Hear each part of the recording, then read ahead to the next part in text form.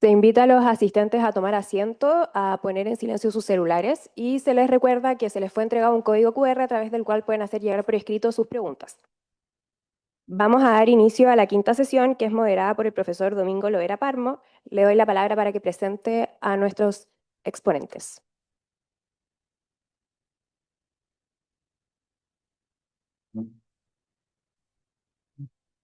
Bueno, muy buenos días. Vamos a empezar esta quinta sesión del Seminario Internacional sobre Interpretación y Argumentación Constitucional. Y tengo el gusto de estar sentado junto a un buen amigo y una buena amiga, quienes van a presentar en esta sesión. A mi derecha, eh, don José Francisco García, que es abogado, magíster en Derecho Público de la Pontificia Universidad Católica de Chile y es máster y doctor en Derecho por la Universidad de Chicago. Dejo hasta ahí la presentación porque si no vamos a estar mucho tiempo leyendo el currículum de José Francisco, y un honor que esté acá con nosotras y con nosotros. Y a mi izquierda, la profesora Daniela Acatino, que es abogada de la Universidad de Chile, doctora en Derecho por la Universidad de Granada y profesora titular de Teoría del Derecho y Derecho Probatorio de la Facultad de Ciencias Jurídicas de la Universidad Austral de Chile. Y también dejo hasta ahí la presentación del currículum.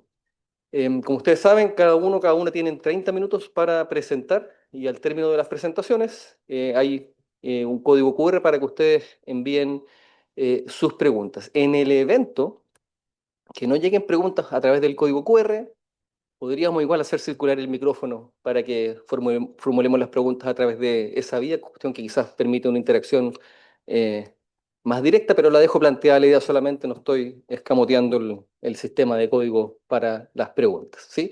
Entonces van a comenzar en el orden que están puestos en el programa.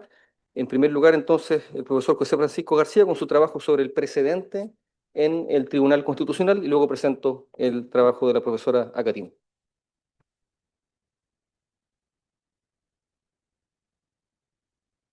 Bien, ¿se escucha? Sí, genial. Bueno, muchísimas gracias al Tribunal Constitucional por la invitación, al Departamento de Derecho Procesal de la Universidad de Chile, especialmente a la profesora Flavia Carbonell, quien, como todos han comentado acá, hace muchos meses, digamos, estuvo persiguiéndonos, digamos, y todos encantados de aceptar su invitación y un gusto estar, por supuesto, con Domingo y con Daniela compartiendo el panel, digamos, ¿no? Entre nosotros no es fácil hablar de precedente. Inmediatamente asoma un colosal muro cultural, nuestra pertenencia a la familia legal del derecho continental o civil. Esta oposición cultural se manifiesta en la poca relevancia e interés que asigna la doctrina especializada, especialmente la constitucional, pero no solo ella, a la cuestión, y en las pocas ocasiones en que lo ha hecho, lo hace por regla general con distancia, escepticismo y críticamente. También se manifestó con claridad a propósito de la discusión del proyecto de ley que modificaba la ley orgánica constitucional de este Tribunal Constitucional, la denominada ley adecuatoria, que ingresó a fines de 2005 y se transformaría en ley 4 años después. En el proyecto se establecía de manera expresa el respeto al precedente. En su versión original contemplaba la siguiente regla: el tribunal quedará vinculado por sus precedentes. Sin embargo, por razones fundadas podrá cambiar lo resuelto con anterioridad. El mensaje del proyecto justificaba esta novedosa regla de la siguiente manera: esta fuerza atribuida a las sentencias del tribunal permite además que el proyecto recoja una doctrina desarrollada por el propio tribunal en el sentido de quedar vinculado por sus precedentes, sin perjuicio de cambiar lo resuelto con anterioridad por razones fundadas. Con ello se logra la necesaria estabilidad y certeza jurídica para las decisiones de los órganos del Estado, considerando que todos ellos quedan obligados por las sentencias del tribunal. En su tramitación legislativa la regla no prosperó y se reemplazó por una versión más débil que señalaba: toda sentencia del tribunal que modifique o altere sustantivamente lo que hubiera resuelto con anterioridad sobre la misma materia deberá declarar tal circunstancia y precisar las razones fundadas en que dicho cambio se sustenta. Esta regla tampoco prosperó y fue rechazada sin mayor debate por, comillas, no ajustarse a la realidad jurídica chilena, como la manifestaron muchos profesores de Derecho Constitucional ante el Congreso Nacional. Con todo, a pesar de ello, y tan solo un par de años después de este fracaso legislativo cultural, este tribunal comenzó a desarrollar de manera creciente, acumulativa y diría sofisticada una práctica de respeto a su propio precedente. Si bien en un sentido técnico fuerte, el precedente constitucional es la regla jurídica que surge de la interpretación o aplicación de disposiciones constitucionales o de disposiciones infraconstitucionales interpretadas de conformidad con aquella y es vinculante, esta práctica se asemeja crecientemente también en su sentido técnico, a lo menos en su versión débil, a la repetición leal de criterios normativos contenidos en sentencias previas del tribunal, directamente aplicables al resolver una controversia futura. En lo que sigue quiero, en primer lugar, describir brevemente la evolución de esta práctica, dar cuenta cómo en la sentencia Finning de 2022 se consolida y luego cómo en la sentencia Brinks de hace solo algunos meses se sofistica. Enseguida describo cómo esta práctica comienza a extenderse y complejizarse, alcanzando a otros operadores jurídicos, robusteciéndola. Finalizo con conclusiones y reflexiones sobre el futuro del precedente constitucional entre nosotros. Evolución, consolidación y sofisticación de esta práctica. Evolución. La práctica de este tribunal de respetar su propio precedente tiene a lo menos, a mi juicio, una década. Si bien inicialmente se trataba de citas a su jurisprudencia en la forma de referencias genéricas a fallos anteriores, invocando tests como el de proporcionalidad, o citas doctrinales en torno a conceptos como orden público económico y su comprensión y aplicación en una sentencia pasada, luego comenzó a evolucionar como una práctica más compleja. En primer lugar, por ejemplo, explicitando la existencia de un precedente vinculante. En People Meter 2, por ejemplo, en 2013 invocó People Meter 1, señalando, se entenderá que este Tribunal Constitucional no puede sino considerar vinculante para sí su propia sentencia. Segundo, lo hacía en los mismos años, explicitando la necesidad de reemplazar el precedente aplicable. Por ejemplo, en Administrador Provisional de Educación de 2014, este tribunal sostuvo explícitamente que a la luz de los principios interpretativos enunciados para resolver el fondo, se estimaba necesario cambiar el precedente de la sentencia CTC 184-1994, 20 años antes, fallo en que el TC objetó la constitucionalidad de la designación de un delegado interventor por parte de la superintendencia en una FP bajo determinadas circunstancias. En fin, hay todavía otros ejemplos, pero uno interesante son las sentencias en las que el voto disidente denunciaba que la sentencia se había apartado del precedente aplicable, ¿no? La denuncia de la disidencia es un estándar comparativo también, digamos, ¿no? En el mismo caso People Meter 2, el voto disidente, junto con terminar concluyendo que no debe aplicarse People Meter 1, reafirma en todo caso la existencia de una doctrina asentada de sus precedentes y señala lo siguiente. Este tribunal tiene una doctrina asentada sobre sus precedentes. El tribunal debe mantener la razón decisoria contemplada en fallos anteriores por una razón de certeza y seguridad. Sin embargo, puede cambiar dicha doctrina si existen motivos o razones suficientes que lo justifiquen. Ello obliga a esta magistratura a examinar si existen o no esas razones, lo que impide una aplicación automática de sus fallos anteriores. Que además hay dos precedentes que enfocan el punto de manera diferente, de ahí que sea necesario establecer cuál es la doctrina que prevalecerá. Del mismo modo, determinar si los argumentos hechos valer por esta magistratura en la sentencia recién citada son homologables al precepto impugnado en este requerimiento es un asunto discutible. No deja de ser interesante que todas estas sentencias, en las que el TC invoca con mayor fuerza la idea de que sigue sus propios precedentes, ocurran en sede de control preventivo y abstracto. Consolidación en la sentencia Finning. La sentencia Finning de 2 de agosto de 2022 es a mi juicio una sentencia central para mostrar el comienzo de la consolidación de esta práctica y así lo escribimos con la profesora Miriam Enríquez en el libro homenaje al ministro Pica, digamos, ¿no? Que esta sala lleva su nombre. Es una sentencia que se refiere extensamente al precedente constitucional del TC, puesto que busca justificar un cambio de doctrina formando parte de lo que se consideró en su oportunidad una sentencia paradigmática de la nueva doctrina laboral del TC. En Finning, el TC desarrolla la cuestión del precedente constitucional largamente en la sección 2, que titula Consideraciones previas respecto al cambio de precedente en este tribunal. Lo hace dando cuenta que en los últimos años se han acogido más de 70 inaplicabilidades respecto al precedente legal impugnado y que en solo 5 oportunidades se han rechazado. Señala que a pesar que se han tratado sentencias divididas, el cambio de línea jurisprudencial se explica por cambio reciente de integración y es necesario justificarlo en área de los principios de transparencia y motivación de las sentencias. Luego cita doctrina procesal constitucional sobre la predictibilidad y la coherencia de las decisiones judiciales, cita el principio de coherencia interna del ordenamiento, va examinando también la evolución de la práctica del precedente por parte del tribunal, citando doctrina, y el considerando 9 me parece particularmente relevante y sostiene lo siguiente. Entendemos que la dificultad del carácter vinculante en líneas jurisprudenciales se plantea especialmente cuando dicha jurisprudencia constituye una doctrina reiterada que establece esta magistratura al decidir causas similares. Doctrina que se ha supuesto seleccionar un determinado significado atribuido a las normas que interpreta para descartar otras y que constituyen precedente cuya existencia no puede obviarse. La existencia de un precedente se da en algunas decisiones jurisdiccionales que satisfacen ciertos requisitos. En particular, ser precedente es una característica que consiste en que tal decisión emplea alguna norma general y abstracta, cuya presencia es considerada normativamente relevante para decisiones jurisdiccionales posteriores. Más adelante la sentencia desarrolla la forma o variante que esta práctica se ha desplegado. Y me parece lo más interesante es que el considerando 13 delimita la aplicación de esta lógica o metodología a la luz de las siguientes consideraciones que las vincula a la inaplicabilidad. A. El control concreto no puede importar una repetición automática, mecánica y siga las sentencias por el solo hecho de plantearse una cuestión sobre las mismas normas de manera reiterada. B. No existe regulación constitucional o legal alguna sobre un sistema de precedentes jurisprudenciales o referidos a la extensión de efectos fuera del proceso de inaplicabilidad. Y C. Sí es relevante en consecuencia, más allá del caso específico del control concreto del efecto particular, el estándar de constitucionalidad que se fije como parámetro de control y su razonabilidad, en la medida en que ellos se traducen en determinar el sentido, alcance y significado de normas constitucionales cuya eficacia, pese al efecto interpartes de la sentencia, es abstracta y erga omnes. La sentencia finaliza esta sección relacionando estos racionamientos con el caso concreto y con otros principios interpretativos.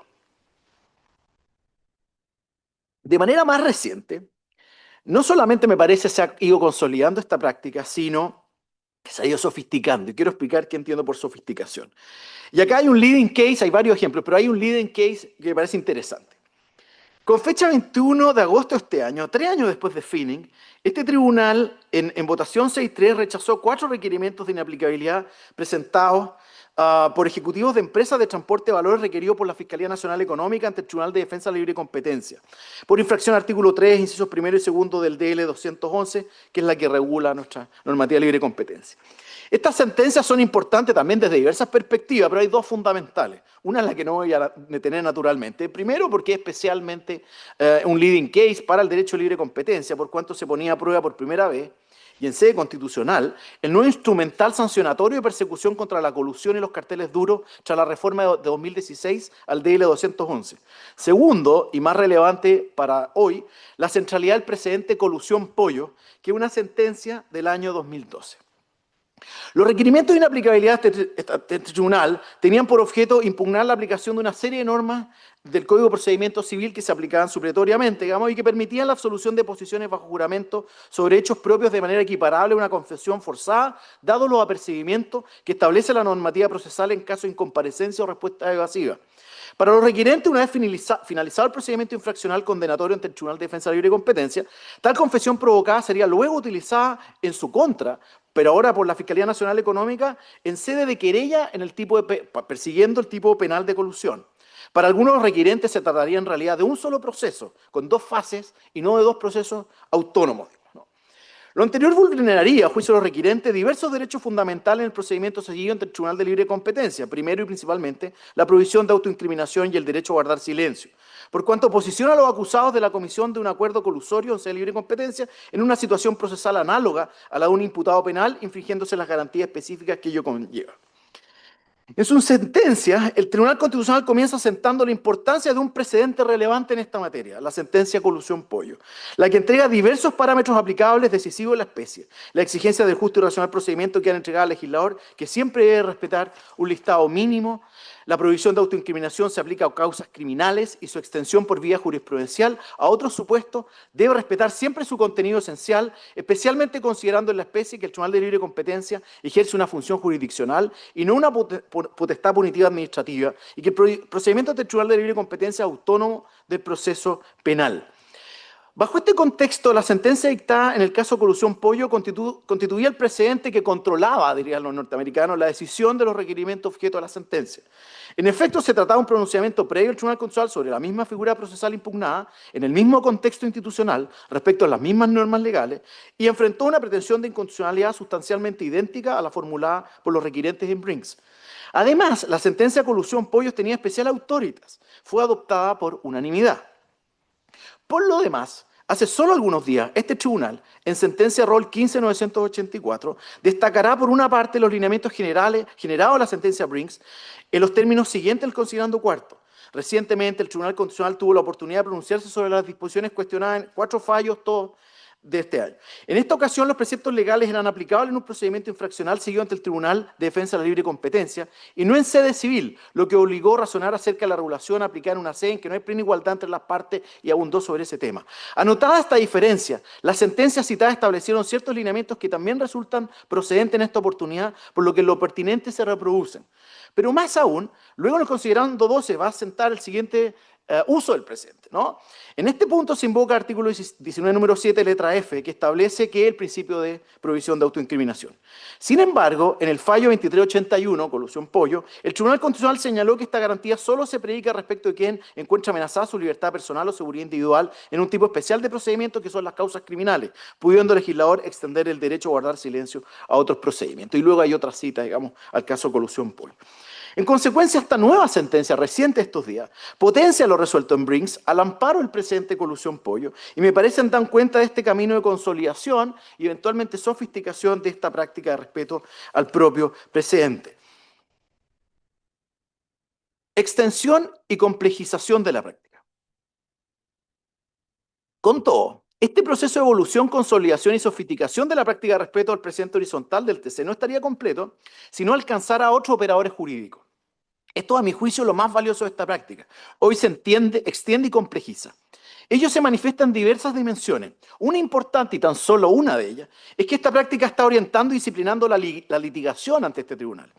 Hoy, tanto en sede de control preventivo, pero especialmente en materia de inaplicabilidad, es forzoso para los abogados abordarlo en sus escritos y alegatos. Primero, es cada vez más común verlo en sede de admisibilidad e inaplicabilidad. El artículo 84, número 2 de la Ley Orgánica del Tribunal Constitucional obliga al tribunal a declarar la inadmisibilidad un requerimiento de inaplicabilidad 2 cuando la cuestión se promueve respecto a un precepto legal que haya sido declarado conforme a la Constitución por el tribunal, sea ejerciendo el control preventivo o conociendo un requerimiento y se invoque el mismo vicio que fue materia de la sentencia respectiva. Se trata de una regla que en no pocos casos obliga a los requerentes a fundamentar con prolijidad por qué su requerimiento no se encuentra cubierto por esta hipótesis y lo obliga tempranamente a examinar la cuestión de los precedentes aplicables. No es un puro formalismo, hay casos en que esto resulta muy relevante. Pero en segundo lugar, y esto es lo que me interesa desarrollar, esta práctica se ha vuelto un imperativo respecto a las conductas, incluso las estrategias y la teoría del caso de los litigantes al momento de enfrentar la discusión de fondo. El caso Brinks ya referido nos sirve como buen y reciente ejemplo. Los requirentes en sus requerimientos escritos complementarios y alegatos fueron leales con esta práctica constitucional, dando cuenta de la centralidad del precedente colusión Pollo, pero invitando al tribunal a aplicar una de las excepciones que reconoció en dicho precedente para extender la prohibición de autoincriminación en sede penal a otro ámbito sancionatorio, en este caso libre competencia, por darse las condiciones exigidas en el propio precedente, digamos, ¿no? Se establecía el precedente, digamos, aplicable solo a garantía penal, pero habían excepciones en las que se podían extender a otros casos. Y estos requirentes invitaron al Tribunal Constitucional a hacer esa reflexión. Por lo demás, obligó al TC a justificar por qué algunas diferencias factuales entre el precedente y el caso sublite eran importantes, digamos, ¿no? Que se tratara de personas naturales y ya no una jurídica, como había ocurrido en colusión Pollo. Y B, la más importante, digamos, que hubiera mediado una reforma legal en 2016 que volvía a la colusión no solo una infracción, sino un delito. Y no tenía la entidad suficiente como para apartarse en lo esencial de aquel. Y dado que los requirentes habían planteado argumentos adicionales y distinguirlo de aquello que fue razonado y fallado en colusión Pollo, porque en el tiempo intermedio entre el precedente y esta causa, el legislador tipificó el delito de colusión, este tribunal se hará cargo de estos argumentos adicionales y profundizará en su análisis describiendo la naturaleza de la confesión como prueba, la influencia recíproca entre el proceso ante el Tribunal de Libre Competencia y la sede procesal penal, destacando que a diferencia de lo planteado por los requirentes, de acogerse a la inaplicabilidad se crea una ventaja para el investigado en sede de libre competencia al quedar exonerado de declarar, a diferencia de otros sujetos pasivos, a la vez que un eventual hipotético caso penal posterior, el juez no estará obligado a tener por acreditado hechos de la confesión ficta ocurrida ante el Tribunal de Libre Competencia y deberá valorar la prueba según dispone el estatuto que lo rige, reconociendo al imputado todas las garantías constitucionales y legales que nuestro ordenamiento jurídico le entrega. El tribunal también desarrollará ampliamente su jurisprudencia en materia de debido proceso. O sea, lo que hace el tribunal es, por un lado, seguir el precedente, pero segundo, se hace cargo de esta invitación a, como dirían los norteamericanos, del distinguishing, que uno dice en realidad el precedente aplicable es distinto o es uno nuevo, digamos, ¿no? El tribunal hace ambas cosas, ¿no? En definitiva, el tribunal rechaza esta invitación de los requirentes a apartarse del presente, pero sin embargo, y esto a mi juicio es lo valioso, la discusión estuvo siempre enmarcada en el precedente Colusión Pollo, no solo para el tribunal, la sentencia y la disidencia, sino también para los litigantes. Y también lo ha sido en el debate académico posterior que se ha pronunciado sobre la sentencia. Y yo creo que esto es valioso porque, a diferencia, por supuesto, en el derecho anglosajón, digamos, ¿no? Especialmente el derecho norteamericano, que es el que conozco más, por supuesto, el ecosistema del stare decisis genera, obviamente, incentivos y una lógica propia también respecto a los litigantes. Pero es verdad también que los litigantes tienen inicialmente obligaciones éticas que luego se han regulado y luego sancionado, que son aplicables desde el Solicitor General alegando ante la Corte Suprema hasta cualquier abogado que alegue en un caso de menor cuantía, digamos, ¿no? Poner los precedentes relevantes que se van a discutir en la causa, digamos, no escondiéndolo, digamos, ¿no? Eso es una infracción ética. Y además, especialmente los precedentes controlables de la decisión sean favorables o desfavorable, digamos, ¿no? Lo que genera la práctica del presente el Tribunal Constitucional en este sentido, sin que tengamos esos incentivos, digamos, de tuición ética, digamos, ¿no? Y regulatoria y sancionatoria, es que fuerza a los litigantes cada vez más y de manera creciente a seguir la lógica del presente también a la litigación, y esto es lo importante, ser leal con la práctica del precedente. Concluyo. La evolución, consolidación, sofisticación, extensión y complejización de esta práctica debe ser bienvenida por nuestro derecho constitucional, especialmente en momentos en que, como lo manifesté en este mismo pleno hace un año atrás, nuestro derecho constitucional se encuentra empantanado luego de los estrepitosos fracasos constituyentes. Y debe ser bienvenida por diversas razones. Pienso en a lo menos las 4 siguientes. En primer lugar, pone de relieve valores fundamentales del Estado de Derecho: igualdad, certeza jurídica, imparcialidad, legitimidad, a cuya base se encuentran justificaciones normativas de primer orden. En efecto, una doctrina y criterios estables, coherentes y congruentes no solo permite estabilizar las expectativas de las personas y grupos para que puedan desarrollar sus más diversos proyectos y planes autónomos de vida en el largo plazo, sino que, como ha señalado Russ, por medio de esta y aquello se contribuye a respetar su dignidad y reconocer el principio de autonomía. En segundo lugar, por los efectos virtuosos de cooperación colectiva y predictibilidad de las reglas del juego que un sistema de precedentes genera de enorme valor social. En efecto, doctrina y criterios estables, coherentes y congruentes permiten que el derecho cumpla eficazmente su rol de coordinar la acción humana, mediante extensos y complejos esquemas de coordinación social, contribuyendo a generar certeza a los ciudadanos acerca de qué se exige de ellos y de la autoridad, los límites de cada uno, facilitando además la crítica social ante la extralimitación de la autoridad. En tercer lugar, obliga al juez constitucional, aunque también existen razones de autointerés que conviene no obviar, a ser diferente intertemporalmente tanto con los jueces del pasado como los del futuro, y en consecuencia también los del futuro con los del presente. Con la práctica interpretativa que le antecedió retrospectivamente y que refleja la evolución de la tradición constitucional que interpreta autoritativamente. Asimismo, como señala el juez Carlos Rosenkrantz, cuando se aparta el precedente, el juez constitucional debe tener una teoría del error satisfactoria al precedente que se abandona, explicando las razones que llevan al tribunal a hacerlo, sobre la base de una justificación que debe hacer referencia a principios que todos estamos dispuestos a aceptar. De lo contrario, estamos ante mera discrecionalidad o arbitrariedad, socavando la fuerza de la Constitución y de la práctica constitucional que se genera bajo su amparo. Es lo que el mismo juez Rosenkrantz ha denominado el necesario abandono de la individualidad interpretativa del juez constitucional. En cuarto lugar, y finalmente, es una práctica que comienza a generar una pequeña revolución en nuestro sistema legal, en nuestro sistema de fuentes del derecho constitucional, en nuestras salas de clase. En efecto, importa desafíos metodológicos y de trabajo importantes para este tribunal. Por lo demás, esos esfuerzos son cada vez más visibles, son notorios. El boletín de jurisprudencia me parece un paso en ese sentido, pero no es el único. Y comienzan a potenciarse también en asociación con la Corte Suprema, la que también está comenzando a emprender este camino. Y es visible y es notorio. Pero esta práctica comienza lentamente a entrar en las discusiones y metodologías de nuestras salas de clase. Aunque aún no han visto la luz, son cada vez más los profesores que han pensado, convocado a otros o promovido el desarrollo de casebooks a la norteamericana en vez de nuestros tradicionales manuales. Es verdad, no han prosperado esos intentos, pero todo indica que esta innovación metodológica, ciertamente disruptiva al comienzo, es inminente. Muchas gracias.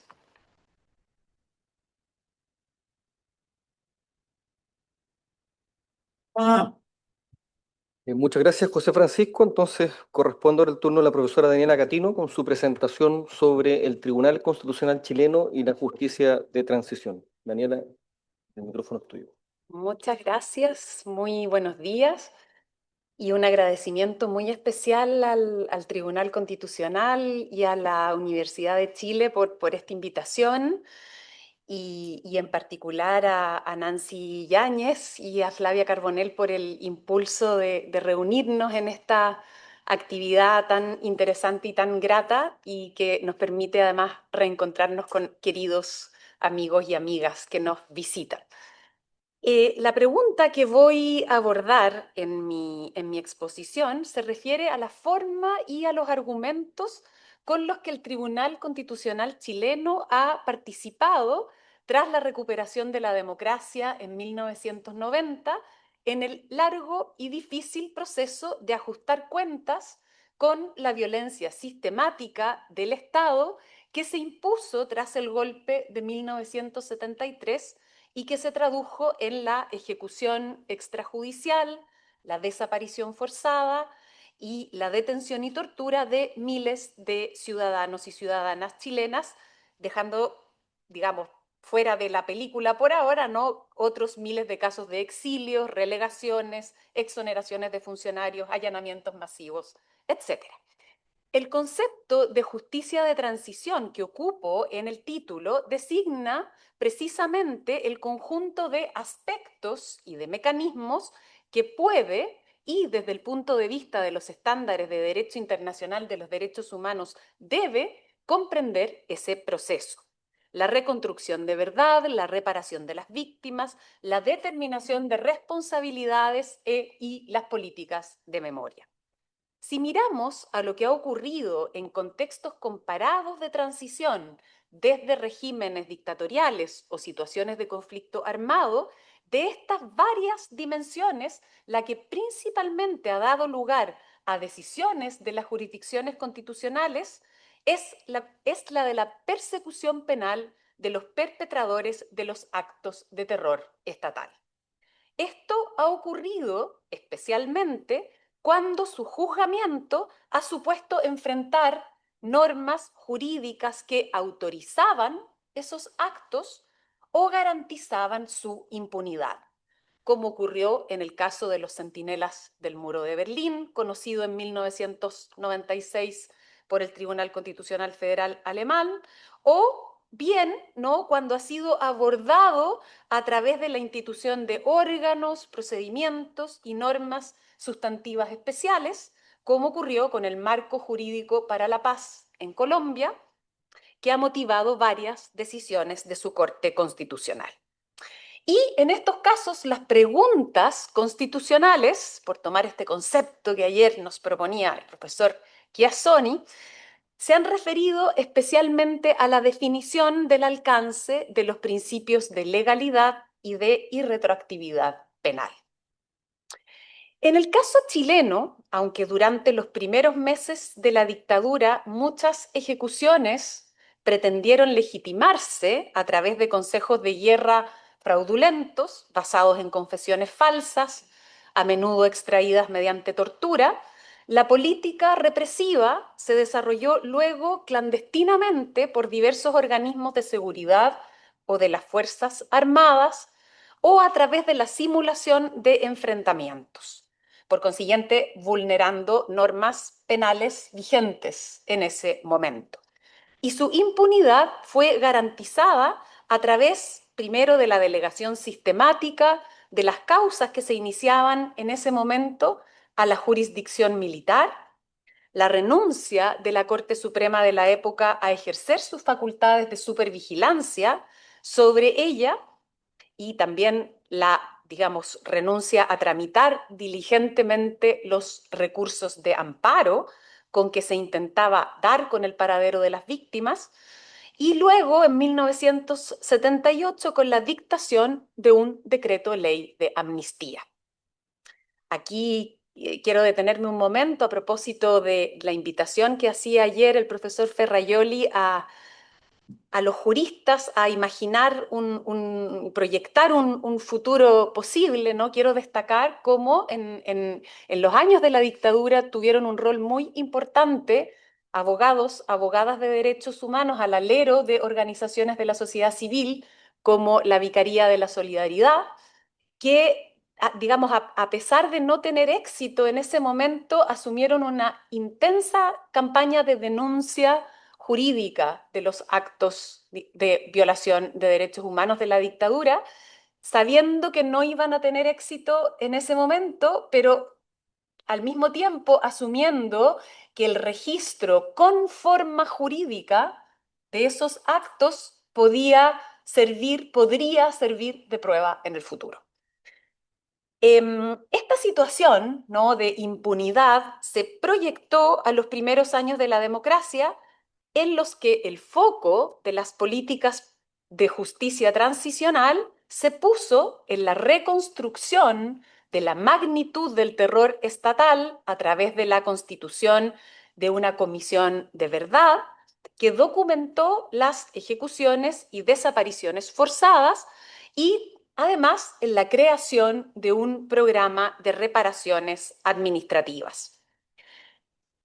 En el plano de la justicia penal, aunque se aprobaron algunas reformas legales relevantes, reformas procesales que redujeron el alcance de la jurisdicción militar, aceleraron la renovación de la Corte Suprema, no se abordaron a través de leyes en ese momento ni tampoco posteriormente los obstáculos normativos a la punición.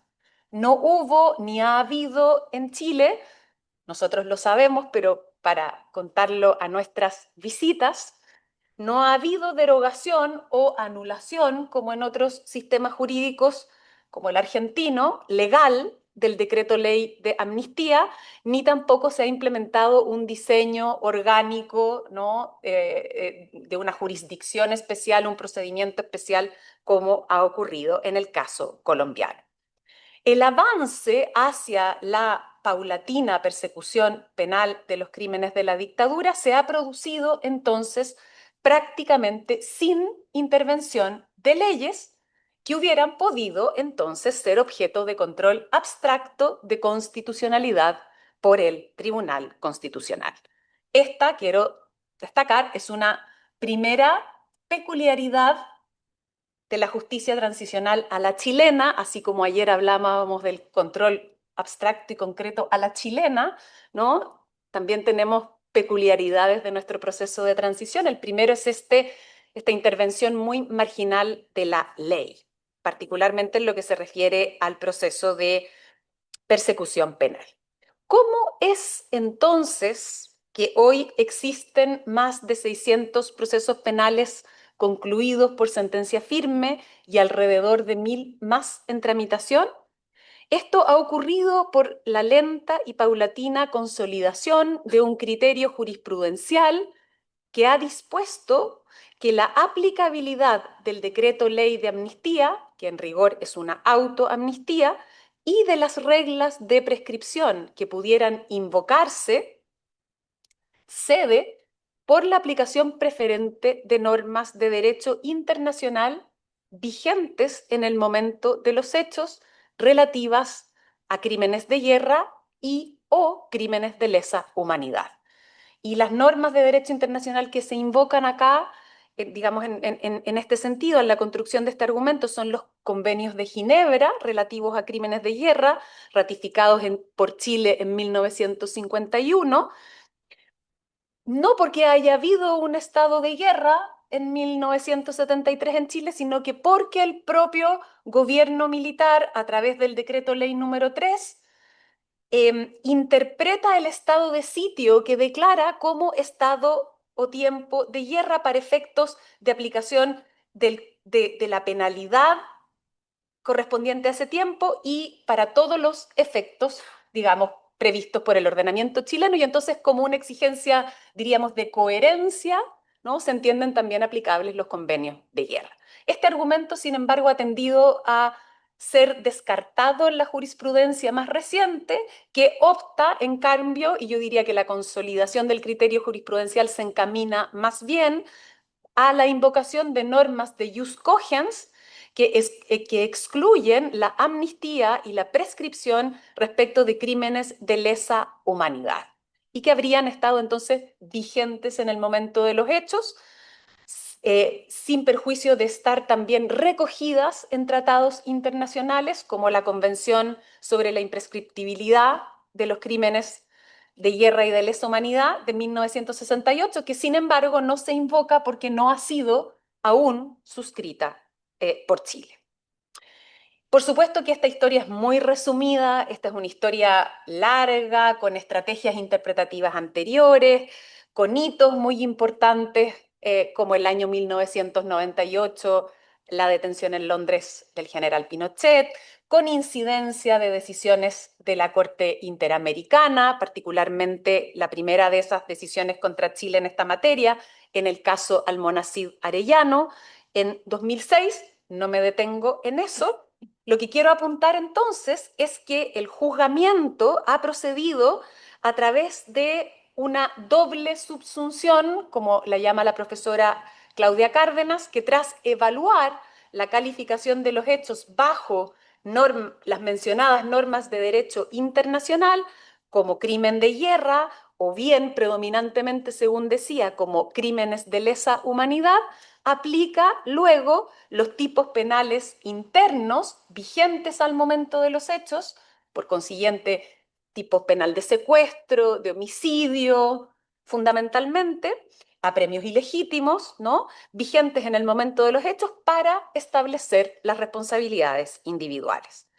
De este modo, el Estado respetaría, sostiene la argumentación, por una parte la garantía, que para la persona imputada significa el principio de legalidad penal, y por otra parte cumpliría sus obligaciones internacionales consistentes en investigar y juzgar crímenes contra el derecho internacional, que constituyen, además, en este caso, también violaciones graves y sistemáticas de derechos humanos.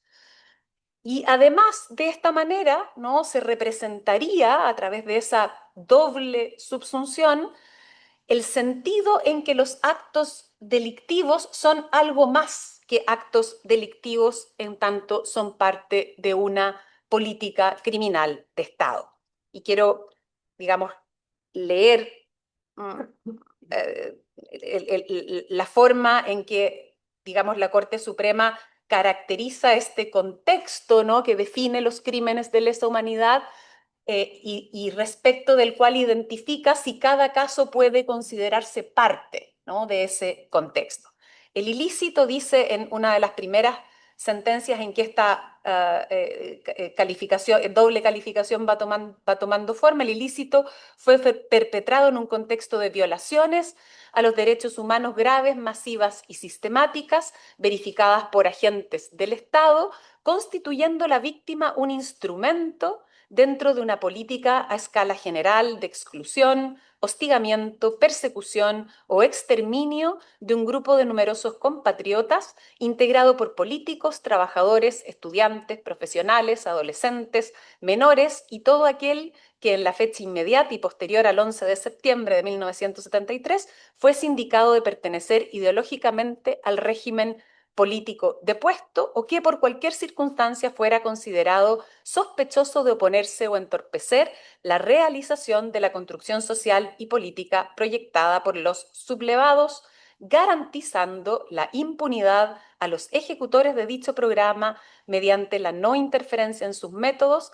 tanto con el ocultamiento de la realidad ante las peticiones de los tribunales ordinarios de justicia, como por la utilización del poder estatal para persuadir a la opinión pública local y extranjera de que las denuncias eran falsas. Bien, ¿cómo aparece entonces en esta historia el Tribunal Constitucional? A través de diversos requerimientos de inaplicabilidad, inconstitucionalidad en concreto, interpuestos con ocasión de concretos procedimientos penales dirigidos contra agentes de la dictadura. Estos requerimientos se verifican, por supuesto, después de 2005, cuando, como nos explicaba ayer el profesor Rodrigo Correa, se reforman las competencias del Tribunal Constitucional y se confiere al Tribunal Constitucional esta competencia de control en concreto, y en particular se empiezan a observar requerimientos de este tipo en 2010, un goteo de requerimientos que se intensifica a partir de 2014, especialmente 2015, que si uno al mismo tiempo mira la evolución de las causas penales, observa que precisamente en estos años empiezan muchas causas a llegar, digamos, a la Corte Suprema a través de recursos de casación y por consiguiente eh, eh, a término con sentencia firme, ¿no? Digamos, hay ya desde 2009 sentencias firmes, algunas antes, pero desde 2009 aumentan los números, pero desde 2014 los números de sentencias firme por año bordean los 40, 45, para llegar en el pic, digamos, de finalización de estas causas el 2023 con a 95 causas, ¿no? Entonces coincide que las causas empiezan a llegar a término y empiezan los requerimientos al Tribunal Constitucional. Hay también algunos cambios de integración del Tribunal Constitucional que pueden haber tenido también incidencia. ¿Con qué argumentos se articulan estos requerimientos?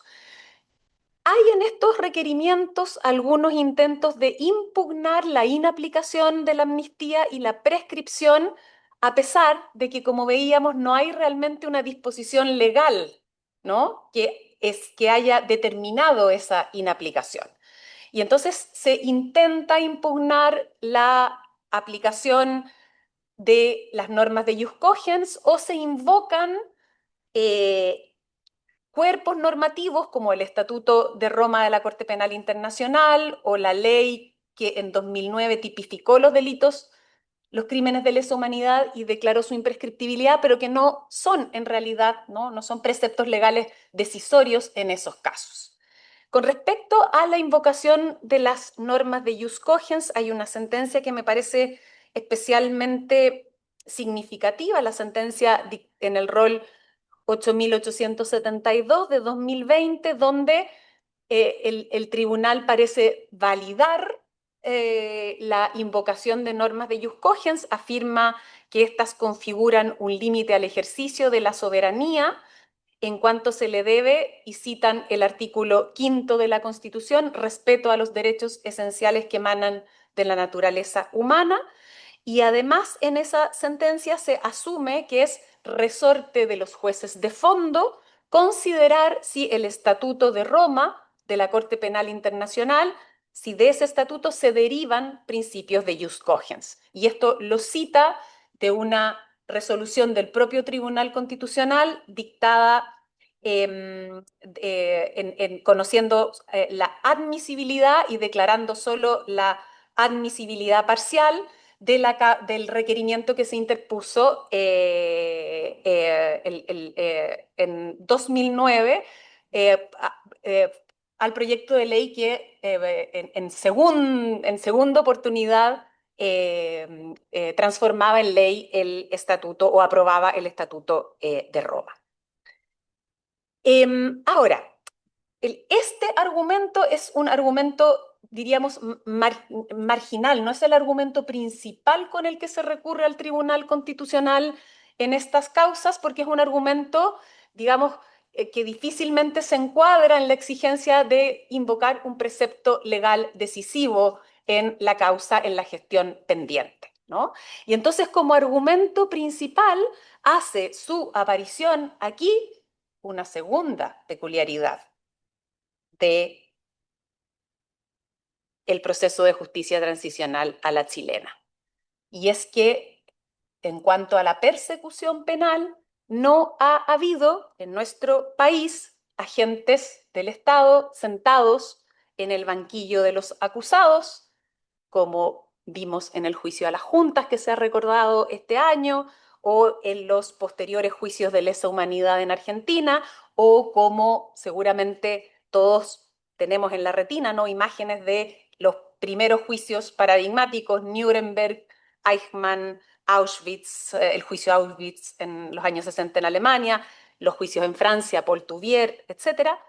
El juzgamiento penal en Chile no se realiza en estos casos a través de juicios orales, se realiza a través de juicios escritos en virtud de la aplicación del procedimiento penal escrito e inquisitivo que regía en Chile y que sigue rigiendo respecto de estas causas, denominadas, digamos, en la jerga judicial causas de derechos humanos, que regía antes de la reforma que introdujo el sistema acusatorio y oral que comenzó a aplicarse de manera paulatina en Chile a partir del año 2000. Esa reforma, digamos, por una parte, ya en 1997 instituyó al Ministerio Público a través de una reforma constitucional, y ya en esa reforma constitucional, que incorpora una nueva disposición transitoria a la Constitución, dispuso que la reforma procesal penal se aplicaría solo a los casos que ocurrieran con posterioridad, solo a los hechos que ocurrieran con posterioridad a su entrada en vigencia. Y el mismo criterio fue luego, el año 2000, incorporado también al articulado del nuevo Código Procesal Penal. Entonces, estas causas, ¿cierto?, se siguen tramitando conforme al antiguo sistema, no por jueces del crimen, sino que por ministros en visita extraordinaria, ministros de Corte de Apelaciones designados como ministros en visita de dedicación exclusiva a través de un sistema de designación articulado por la Corte Suprema, con un ministro coordinador de la Corte Suprema. Entonces, la Corte Suprema es, a través de autoacordados y apoyándose en normas legales que se refieren a esta figura de los ministros en visita para causas, ¿no es cierto?, de especial interés público, ha generado este sistema, ¿no?, de tramitación de estas causas conforme al antiguo sistema escrito e inquisitivo. Y por consiguiente, ¿no?, los principales argumentos en estos requerimientos de inaplicabilidad se refieren a la vigencia para estas causas de este modelo procesal penal inquisitivo.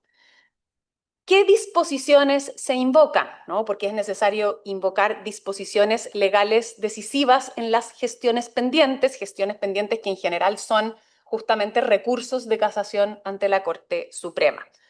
Por una parte, se intenta identificar disposiciones en las que se pudiera concentrar un ataque completo, por así decirlo, ¿no?, al modelo de concentración de facultades de investigar, acusar y juzgar en un mismo órgano. Pero eso es bien difícil, ¿no? Lo que se hace es, por ejemplo, impugnar el artículo 483 del Código Procesal Penal, que es el que dispone la vigencia hacia el futuro. Entonces es raro porque obviamente en esos casos no se está aplicando ese artículo, y en general yo diría estos intentos argumentativos no logran su propósito, sino que más bien diríamos la estrategia que tiene alguna probabilidad, por lo menos, ¿no es cierto?, de ser considerada, y que de hecho ha dado lugar, como voy a señalar enseguida, a decisiones del Tribunal Constitucional, son algunas disposiciones del Código de Procedimiento Penal, por ejemplo, la que establece el carácter secreto de las actuaciones en la primera etapa de investigación, en la etapa del sumario, artículo 483 del artículo 78 del Código de Procedimiento Penal, o la disposición sobre la interrogación en secreto de testigos durante el sumario. Y luego yo diría que las disposiciones más intensamente citadas, invocadas, son disposiciones sobre la valoración de las pruebas. La valoración de las pruebas bajo un sistema de prueba legal que rige, que es el sistema previsto en el antiguo Código de Procedimiento Penal, y cuya, digamos, que resultarían en este argumento vulneratorias del debido proceso, y cuya aplicación en la sentencia final que se impugna habría dado lugar a determinaciones erróneas de los hechos. En este sentido, ¿no es cierto?, se entiende que el principio de libre apreciación de la prueba sería parte del derecho al debido proceso y que resultaría entonces vulnerado este principio, especialmente las disposiciones que se citan son los artículos que ponen una serie de condiciones para que la confesión pueda constituir plena prueba, y el artículo 488 que pone una serie de condiciones para que las presunciones judiciales puedan también constituir plena prueba. Antes de referirme a cómo estos argumentos han sido abordados por el Tribunal Constitucional, quiero indicar que ha habido varias etapas en la forma de abordar estos requerimientos. Y esto es importante para las tesis que voy a sostener ya terminando. En una primera etapa, entre 2010 y 2016, los recursos en general, los requerimientos se declaran inadmisibles, básicamente haciendo referencia, y aquí es bien interesante en esta materia el uso también de precedente, a jurisprudencia previa dictada en casos distintos a causas de derechos humanos en que se intentaba también la inaplicabilidad de normas del antiguo proceso civil y que se habían descartado por, digamos, por básicamente, ¿no es cierto?, entender que no era posible impugnar un sistema completo, que la propia Constitución había validado ese sistema al dictarse y no, digamos, y mantener su vigencia, y distintos argumentos que no voy a detallar en este momento. Quiero destacar que entre 2016 y 2019 se produce un cambio muy importante, empiezan a ser admitidos estos requerimientos, y ya en 2017 se consolida una tendencia a admitir estos recursos, estos requerimientos, y aquí está el punto que quiero destacar, a suspender por periodos muy largos, 1 año, 2 años, promedio, según un informe de la Corte Suprema, 251 días, las causas con gestión pendiente en que esos requerimientos eran presentados. Causas con gestión pendiente, como decía, en la mayor parte de los casos, recurso de casación, por eso también eran en muchos casos desestimadas las alegaciones de normas de práctica de la prueba, e incluso en este momento el Tribunal Constitucional cambia su criterio respecto de qué cuenta como gestión pendiente y entiende que incluso una causa en acuerdo, donde falta la redacción de la sentencia, podría constituir gestión pendiente. Esto dio lugar, digamos, a numerosas críticas, ¿no?, incluso denuncias graves, ¿no?, porque estas causas no eran puestas en tabla y se mantuvieron, digamos, sin conocimiento por periodos muy largos, y esto es lo interesante, luego ser no mayoritariamente, prácticamente absolutamente rechazadas, ¿no? Entonces se suspendían las causas por 2 años, pero luego en la decisión de fondo los requerimientos eran rechazados, salvo un caso en el que se eliminó secretamente, en el fondo se acogieron respecto de estas dos disposiciones relativas a la práctica de la prueba, las relativas a valoración de la prueba sistemáticamente fueron rechazadas, entendiendo que el debido proceso no impone un único modelo de valoración y que las reglas impugnadas eran más bien reglas de garantía, que establecían una serie de condiciones limitativas para poder considerar como prueba suficiente a la confesión o a las presunciones.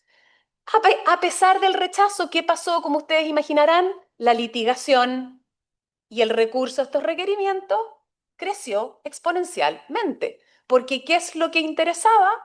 La suspensión. En causas que llevaban tramitándose 10 o 15 años, se lograban 2 años más sin decisión. A partir de 2019, esta situación cambia y se vuelve a una práctica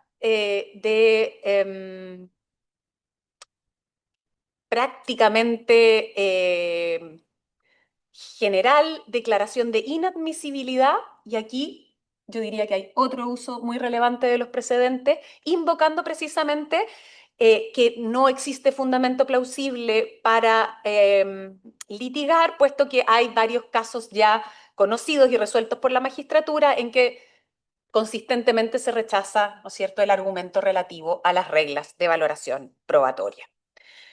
Bien, cerrando. ¿Qué quisiera, digamos, comentar?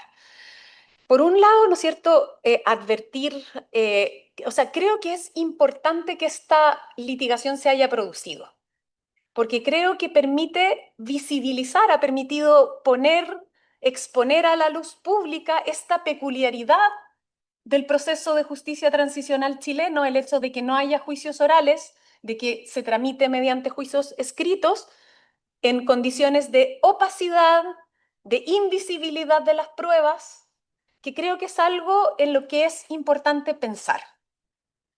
Y creo que es importante pensar, por una parte, con toda la complejidad que implica, ¿no? Porque si bien uno podría decir que efectivamente un juicio oral es un juicio más garantista respecto de los acusados, un juicio escrito también ha garantizado, digamos, la extensión de la impunidad por un número mayor de años y, por otra parte, ha evitado la exposición pública, que es algo que siempre, ¿cierto?, los que vivimos acá hemos escuchado hablar, ¿no es cierto?, de las críticas al desfile de los militares por los tribunales.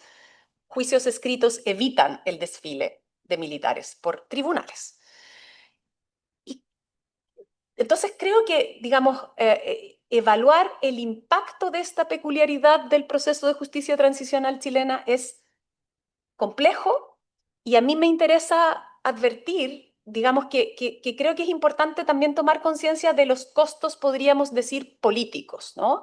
En el sentido que creo que esta forma ha dificultado o ha disuelto que opere en estos procesos lo que Anthony Duff y otros autores llaman función comunicativa como ritual de ciudadanía de los procesos penales, en cuanto se llama a un sujeto, a un ciudadano, a responder por un agravio público que a través del proceso la comunidad política comparte con las víctimas. Creo que esa dimensión, digamos, de ritual de ciudadanía, ese efecto comunicativo, requiere de alguna manera, ¿no?, el cara a cara, requiere el responder, y eso en el contexto de un procedimiento escrito es más difícil. Eso no lo vuelve constitucionalmente ilegítimo, por cierto, por eso estoy diciendo que me parece que estos requerimientos son una ocasión para pensar en términos más amplios, ¿no? ¿Qué significa esta circunstancia? Y creo, para terminar, perdón que me tome un par de minutos más, creo para terminar que esta cuestión es relevante en un último tema relacionado con la persecución penal que ha sido objeto de decisiones del Tribunal Constitucional y que creo que lo será en los próximos años nuevamente, que es la cuestión de la ejecución de las penas. Hay ya un pronunciamiento del Tribunal Constitucional en 2019 respecto del proyecto de ley que modifica el decreto Ley 321, que regula los requisitos para la entrega de la libertad condicional.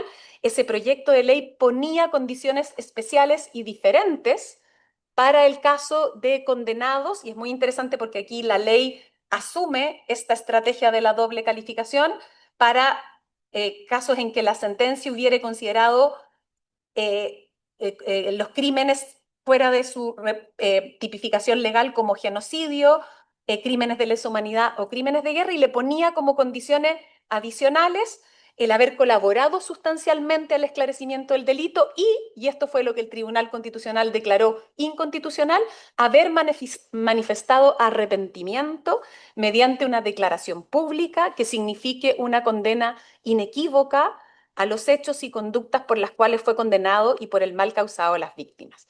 Entendió el Tribunal Constitucional que esto afectaba a la libertad de conciencia. Yo tiendo a compartir ese argumento, pero creo que, digamos, tras este tipo de formulaciones legales y tras las cuestiones que va a tener que probablemente considerar en próximos ejercicios legislativos el Tribunal Constitucional, late esa cuestión política a la que yo me refería antes. Muchas gracias.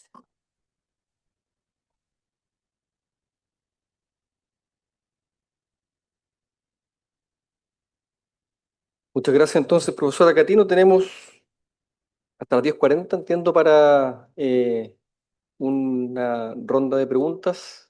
Y recibí, déjame, si me permiten, leer un par de preguntas que han llegado y la segunda ronda la hacemos vía micrófono. Hay una primera pregunta de Javier a secas para la profesora Catino relativa a cómo la justicia de transición aborda declaraciones actuales relativas al indulto a todos los carabineros o plebiscitos para cerrar el tema de la dictadura y qué tipo de políticas públicas cree usted, profesora, y discursos con influencia cultural deberían promoverse para enfrentar, aquí cito, ¿no?, estos discursos de odio contrarios a los derechos humanos. Hay también para la profesora Catino, voy a juntar un par para cada uno. De la profesora María de Los Ángeles González.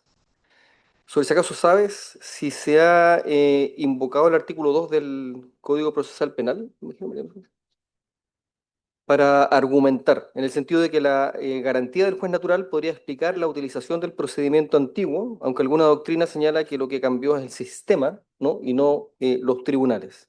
Y para el profesor García, junto dos también para esta primera ronda. La primera es de Lino Rifo, ¿no? Y una pregunta me parece muy interesante, porque preguntas ¿qué opinión tienes tú respecto al criterio que se ha venido acuñando en sede de admisibilidad e inaplicabilidad, ¿no?, en torno al 84, número 6, conforme al cual se ha invocado precedentes para sostener que un requerimiento no está fundado plausiblemente? Entonces, primero, ¿qué te parece si está suficientemente fundado ese criterio y si no podría afectar la naturaleza concreta de la inaplicabilidad? Interesante, ¿no?, porque supone la examinación de un precedente en admisibilidad y quizás dejando los hechos y circunstancias todavía un poco al costado. Y también para el profesor García, también de la profesora María de Los Ángeles González, tú has mencionado los casos en materia de libre competencia en relación al investigado y su posible autoincriminación, ¿no?, pensando en un futuro procesal penal. Pero ¿cómo ves esa misma situación respecto a los testigos, ¿no? Testigos que participen con su declaración y que eventualmente entreguen información que podría iniciar una investigación en contra de ellos y de ellas. ¿Cómo ponderas tú los fines del proceso de los tribunales de defensa de libre competencia con posibles derechos de los testigos, ¿no?, si podrían ser excluidos o no? Y hay una al final que acaba de llegar, la presento para el profesor García de Manuel.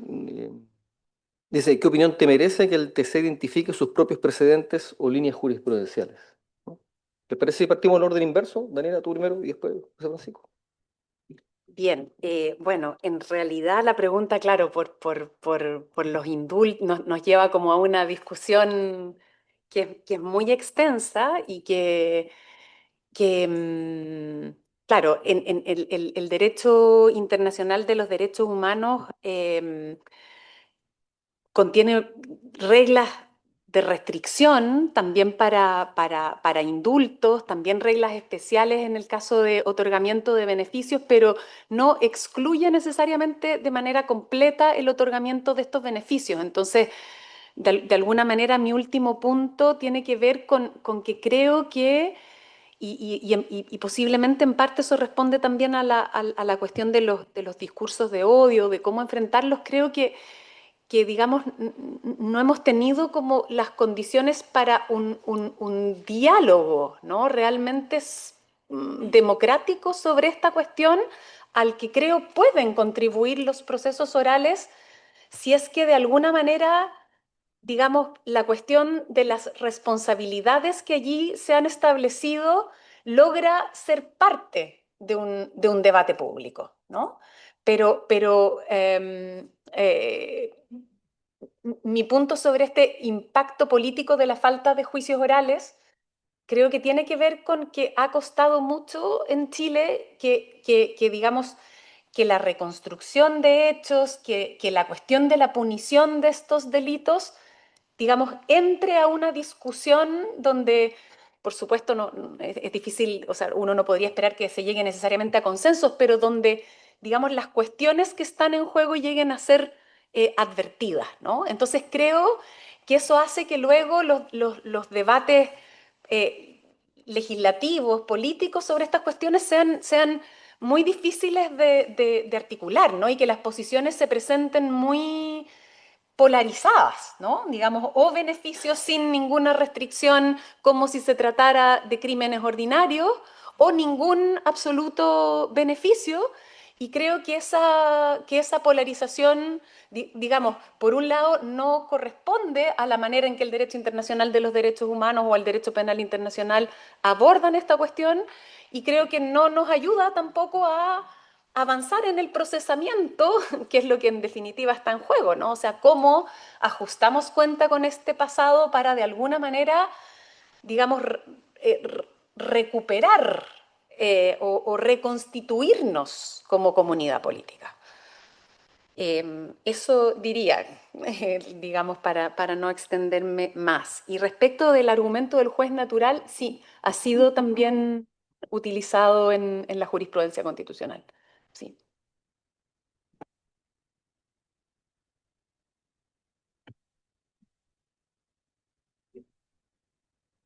¿Se escucha? Sí. Primero pido disculpas a los invitados internacionales por mi velocidad chilena aumentada, porque tenía un moderador muy implacable al lado. Así que mi excusa al público en general, pero el tiempo podía alcanzarme, ¿no? Así que la excusa del caso. Sí, respecto a la pregunta de Lino, efectivamente es bien central. Ahora, lo que, lo que yo diría en términos generales es, en el fondo, lo que son aplicables son los criterios, digamos, sobre los cuales uno va a ver la manifiesta falta de fundamento, ¿no? Y generar ciertos criterios en torno lo que la causal número 6 busca, digamos, ¿no? A mí me parece cuando uno examina esa jurisprudencia, yo creo que esos criterios normativos son orientadores, digamos, ¿no? Ahora, es verdad que es interesante mirar bien, pero ahí tendría que ver ya, digamos, resoluciones de inadmisibilidad específicas que estuvieran citándola como precedente, ¿sí? Y citarla como precedente, en los casos al menos que yo he intentado mostrar hoy día, la metodología del precedente se utiliza en términos bastante sofisticados, digamos, ¿no? Entonces yo trataría de separar ahí donde se cita la jurisprudencia o ciertos criterios o lineamientos generales. Usualmente hay un grupo de ministros y un grupo de sentencias que viene también, diría, hace una década, anticipando la ratio decidendi o incluso el desarrollo de la sentencia con estos criterios interpretativos, ¿sí? Entonces la pregunta es si la práctica que se está desarrollando en sede de inadmisibilidad es sobre la base de la aplicación de precedente, caso en lo cual, digamos, en sentido estricto, pensaría cuál es el problema, digamos, de la preocupación del INE, digamos, ¿no? Y el debido proceso y el control el problema del control concreto versus si solamente son criterios orientadores o simplemente se están dando lineamientos, ciertos criterios interpretativos de cómo los litigantes tienen que fundamentar en distintos aspectos los requerimientos. Me faltaría realmente profundizar, digamos, ¿no? Pero me parece que hay un caso para distinguir, en el fondo, analíticamente, entre que realmente se está utilizando precedentes, ¿sí?, de ciertos criterios interpretativos. Yo creo que vamos a tener el mismo debate, yo no lo he mencionado hoy día, pero de entender, digamos, que es algo que anticipo que creo que es algo que tenemos que estudiar. No sé, el profesor Correa ayer lo analizó, y que efectivamente en otras prácticas constitucionales sofisticadas como la colombiana están discutiendo seriamente si las sentencias de control preventivo abstracto, digamos, ¿no?, pueden ser utilizados el precedente en sentido estricto, digamos, ¿no? Y hay una discusión bien interesante, que yo creo que es una que vamos a tener, digamos, ¿no? Ahora, dicho eso, la práctica, al menos que yo he descrito, también la vemos en control preventivo, pero yo creo que hay que hacer un análisis ahí un poquito más sofisticado, me parece de segunda generación. Sobre la pregunta de María Los Ángeles, yo diría preliminarmente, digamos, ¿no?, que lo que acá se está tratando me parece lo que está tratando de decir el tribunal es que la regla general es más o menos establecer la regla del 19.7F de la Constitución, y eso mantenerlo como un estándar para todo el sistema, digamos, ¿no? Y las excepciones, me parece, no van a ser distintas de quien está investigado o de la posición del testigo, digamos, ¿no?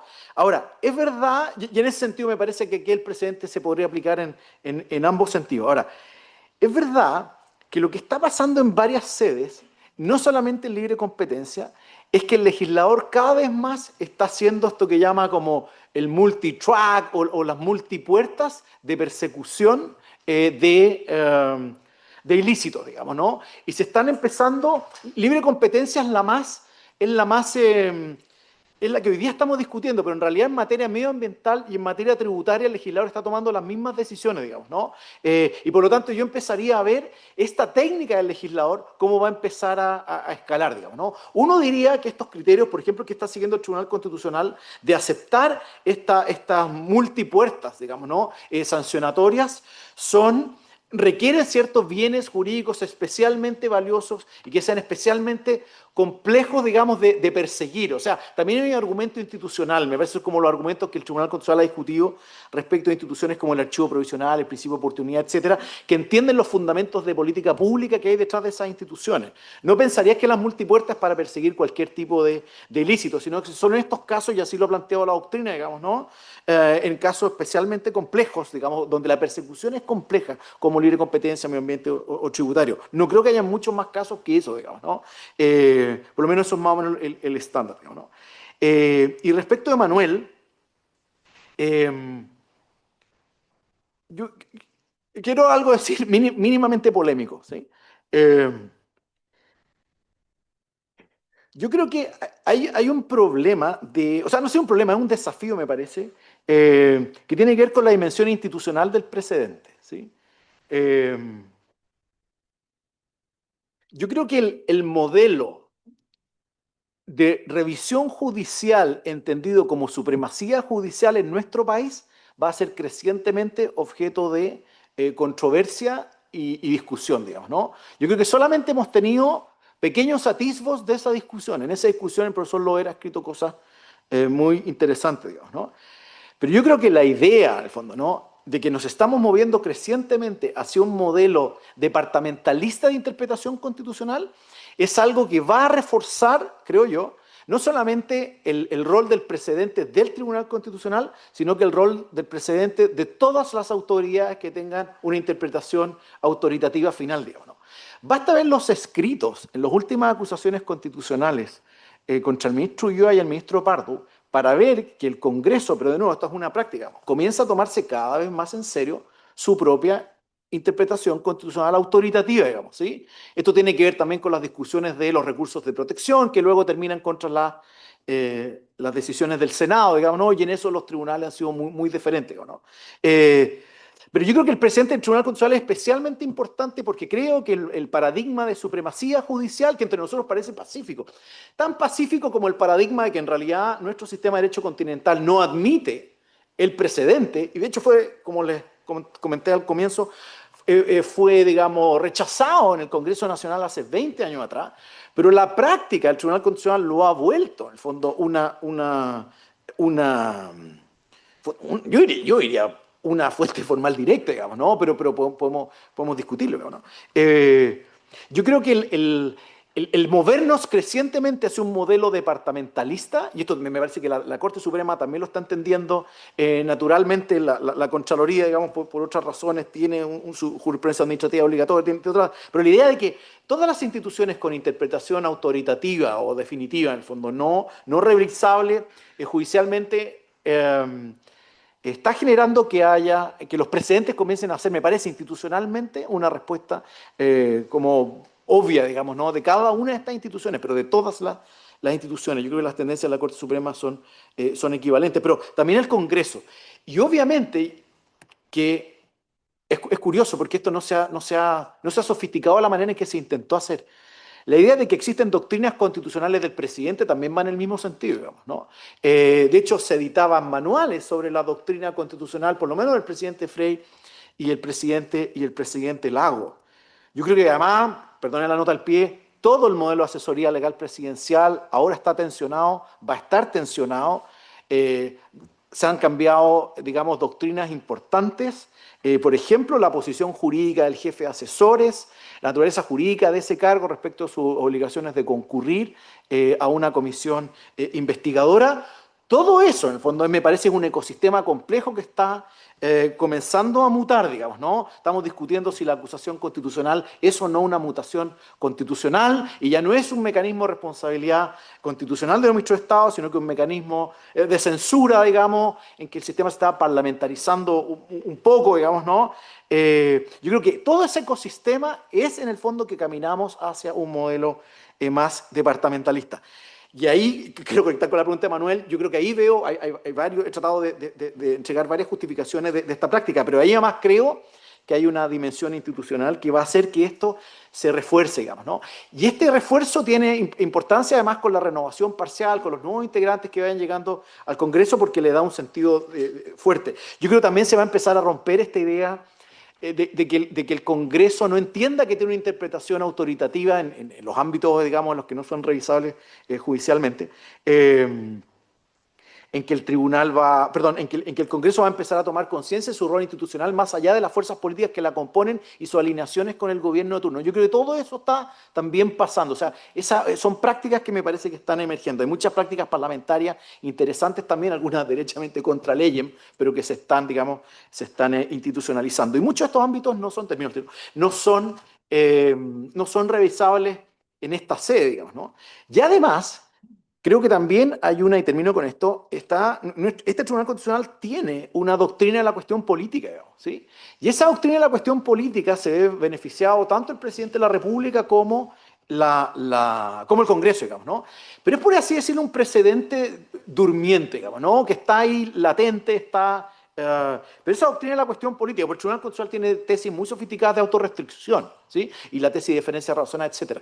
Pero tener una idea fuerte de doctrina de cuestión política, yo creo que también va a ser parte de la conversación, digamos, como decía Bickel, esta conversación, este coloquio interinstitucional entre todas las instituciones, digamos, que podrían cambiar el paradigma desde la usual supremacy, digamos, al departamentalismo. Y ahí el Tribunal Constitucional, creo yo, el precedente va a ser cada vez más relevante, lo contrario va a perder mucho poder institucional. Súper.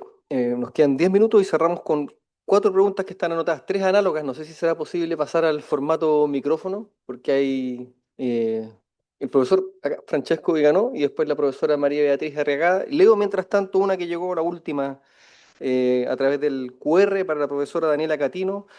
Es que si no se han intentado impugnar el mismo artículo 483 del Código Procesal Penal, que conforme a la cual, ¿no? La reforma se aplica solamente a los hechos acaecidos con posterioridad a su vigencia y de inaplicarse no regiría acaso el principio general de temporalidad de la ley procesal. Profesor Francesco. Muchas gracias. Un comentario rápido sobre el tema del precedente y una pregunta para la profesora Catino. El Tribunal Constitucional italiano ha hecho un fallo en 2024 especialmente sobre el valor del precedente. Entonces, lo que hemos dicho es que el tendencial respeto de los precedentes es para las jurisdicciones superiores, entonces no solo para el Tribunal Constitucional, sino para todas las jurisdicciones superiores, condición esencial de la autoridad del prestigio y de la autoridad de sus decisiones, asegurando que los criterios de juicios utilizados queden al menos relativamente estables en el tiempo y no cambien continuamente con relación a la variable composición de la Corte. Eso era importante decirlo, yo creo, porque estábamos en 2024 en la inminencia del ingreso de 4 nuevos miembros, entonces el temor era de eso. Eso rige en especial medida para el juez constitucional, cuyas decisiones tienen una natural vocación a orientar la práctica operativa de las instituciones de la República, creando razonables affidamenti de confianza, no sé, sobre lo que a cada una de ellas es permitido en fuerza de las previsiones constitucionales. El Poder Legislativo debe ser puesto en condiciones de razonablemente prever si las propias elecciones serán opinadas como conformes a la Constitución, etc. Obviamente, añadimos, la Corte tiene la posibilidad de cambiar sus orientamientos, pero cada revirement, o sea, para un revirement son necesarias razones de particular cogencia, o sea, tienen que ser compelling. Y hay una serie de casos bastante conocidos en los cuales el tribunal puede cambiar su opinión. Entre ellos, no hemos puesto la simple convicción que los precedentes sean equivocados, o sean erróneos, porque esto no es suficiente.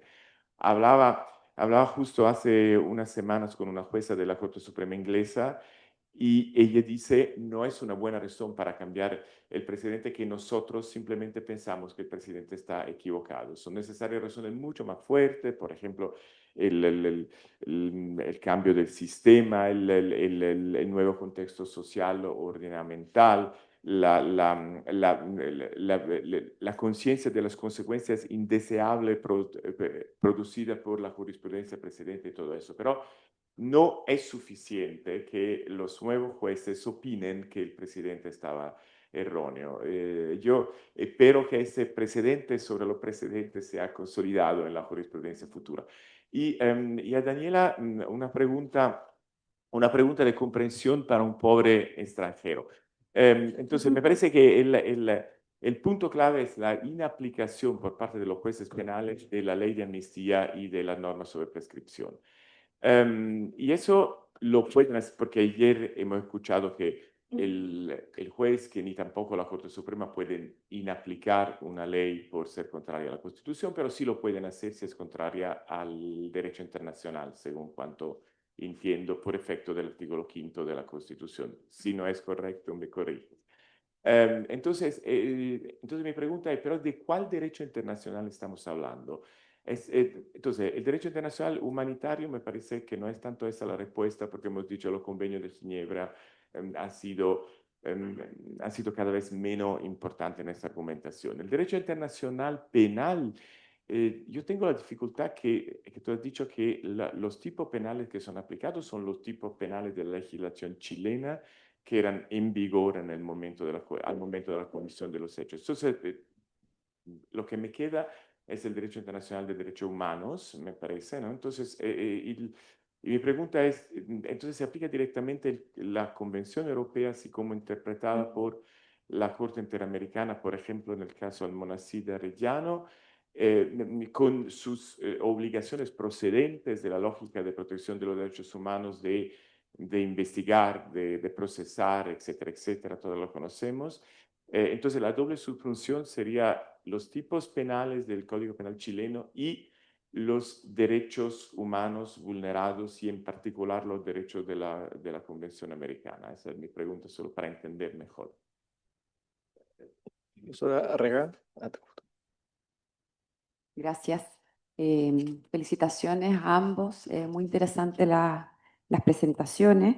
Mi pregunta es para José Francisco, pero bueno, capaz que Daniela igual quiera decir algo sobre esto, porque en algún momento mencionó también lo del precedente.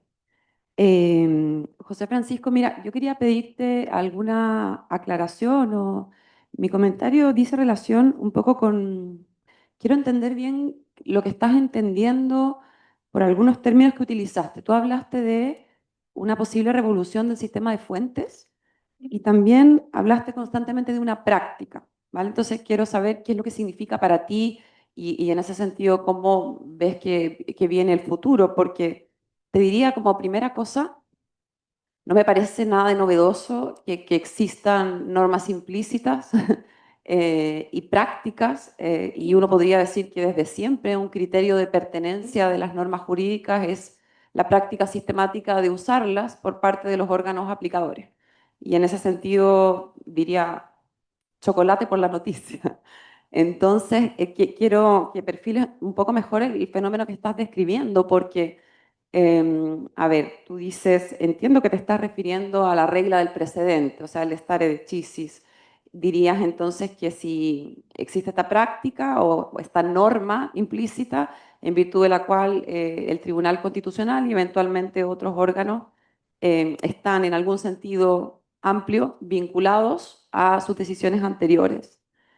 Y entonces te preguntaría, ¿bajo qué condiciones diríamos que esta es una norma que pertenece al ordenamiento jurídico? ¿En qué tipo de precedente estás pensando? Porque si es un precedente vinculante, yo diría, solo es vinculante si la consecuencia de su no seguimiento es la invalidez de la sentencia o si la consecuencia de su no seguimiento es la sanción, si es que fuese una obligación de seguir el precedente. Y en este caso estamos hablando de un órgano, digamos, ¿quién podría pronunciar esa invalidez o quién podría? Entonces, o estás pensando en una norma en otro sentido, o en lo que en la doctrina se llama el precedente persuasivo, ¿verdad? Esto te querría pedir esta aclaración para entender, digamos, cuál es la novedad que le atribuye y el valor que realmente le atribuye. Y quizás, Daniela, también, como lo mencionaste, a lo mejor tienes una opinión sobre esto. Gracias. Eh, Muchas gracias, María Beatriz. Y competencia, yo quiero hacer una pregunta muy breve para el profesor García. Si tú crees que aunque me maten los puristas del lenguaje, si la naturaleza de la forma en que el tribunal se relaciona con los hechos y circunstancias concretas del caso a través de la acción de inaplicabilidad está resuelta, porque en la práctica que tú misma referiste anglosajona, parte importante de la distinción se juega no en el precedente, no en norma, se juega en los hechos y circunstancias concretas. Entonces, si uno encuentra un tribunal quizás muy reacio a involucrarse con los hechos y circunstancias concretas para no entrometerse en la jurisdicción de fondo, la práctica de distinción se vuelve prácticamente un infierno para el abogado o la abogada que está tratando de convencer al tribunal que su caso o se aparta o calza no dentro de la línea precedente que el mismo tribunal tiene. Estamos casi en el tiempo, así que les pediría algo de brevedad para abordar las preguntas y con eso cerramos esta sesión. Titulares. No me voy a meter la pata a los caballos hoy día, digamos, ¿sí?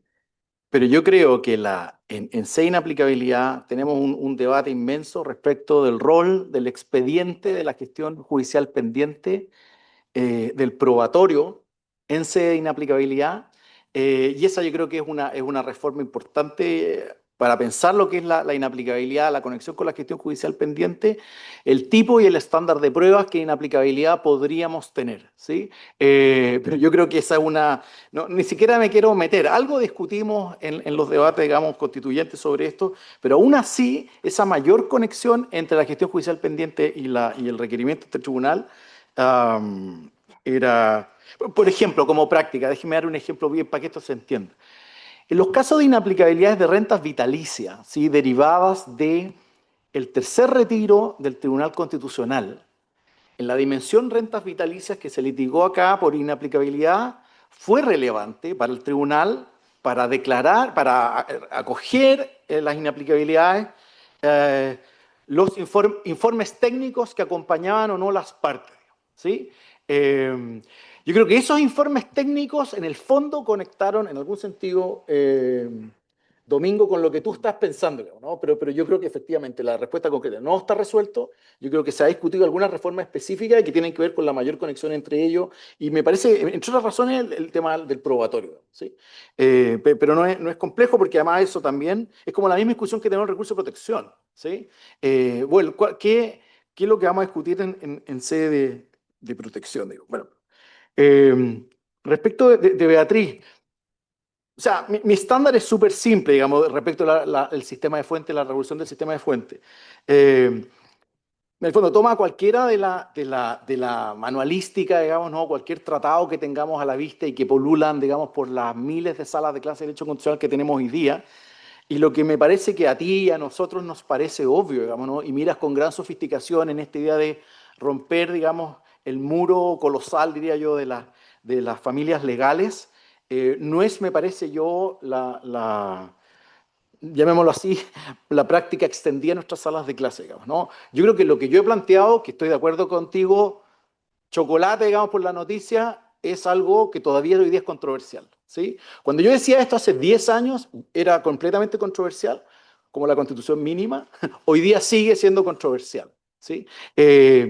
Y esta práctica me parece que el tribunal ha ido incrementalmente. Hoy día parece algo muy robusto y bastante extendido. Yo creo que todavía está en un proceso de consolidación. Lo que pasa es que tiene esta retroalimentación, creo yo, por ejemplo, con otros operadores jurídicos, con los litigantes, etcétera.